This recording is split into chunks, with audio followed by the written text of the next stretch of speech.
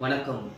இப்போ பார்த்தீங்கன்னா, நம்ம நெறைய விஷயங்கள் மென்டலி நெறைய வேலை பார்க்குறோம். ஆனா, பிசிக்கலி நம்மளோட ஒர்க் நெறைய அடிபட்டு போச்சு. அதனால என்ன ஆயிடுதுன்னா, நம்மளோட உணவு பழக்கங்களும் மாறி போச்சு.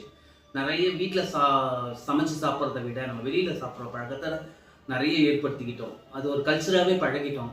அதனால என்ன ஆகுதுன்னா, நம்மளோட பிசிக்கல் எக்ஸர்சைஸ் இதெல்லாம் குறையிறதுனால, எப்பயோ நம்ம கேள்விப்பட்ட பிபி, சுகர்லாம் இப்போ அடிக்கடி கேள்விப்படுறோம். எல்லா இடத்துலயும் கேள்விப்படுறோம். இத குறைக்கணும்னா என்ன பண்ணலாம்னா, டெய்லி நம்ம ஒரு எக்சர்சைஸ் மேற்கொள்ளலாம்.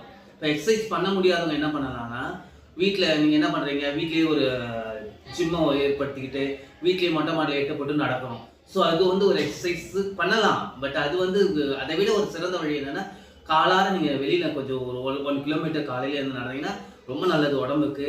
ஸோ அத நீங்க தினமும் பயன்படுத்துங்க. 2வது பார்த்தீங்கன்னா, இப்ப ரயில்வே ஸ்டேஷன், பஸ் ஸ்டாண்ட் இதெல்லாம் பார்த்தீங்கன்னா, வயசானவங்களுக்கு போட்ட இது எக்ஸிலேட்டர், லிஃப்ட் எல்லாம் அந்த மாரி சின்ன பசங்க தான். 20 வயசு, 30 வயசுக்கு உட்பட்டவங்க என்ன பண்றாங்க? அத நெறைய பயன்படுத்துறீங்க. பிசிக்கலா செய்ற வேலையில நெறைய அடிபட்டு போகுது. அதனால நெறைய நோய்களுக்கு ஆளாகுறோம். ஸோ இத தவிர்க்கணும்னா, நம்மளுக்கு உடற்பயிற்சி ரொம்ப கட்டாயம் அவசியம்.